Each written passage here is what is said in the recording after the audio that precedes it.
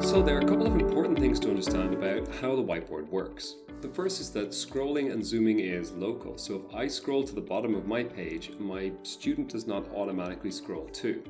The main reason for this is that your student may have a very different size screen or window, so zooming and scrolling won't look the same for them as for you. The pointer tool is very important here. When I click on the whiteboard with the pointer, my students' whiteboards are automatically scrolled to where I'm directing their attention. If your student is having trouble reading something because it's too small, they should use the zoom tool.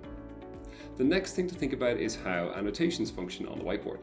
Any annotation or image will act as an object. It can be selected, moved, rotated, and resized.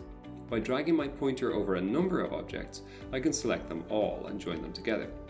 I can then manipulate the whole group at once, very useful for creating and moving little diagrams or whatever.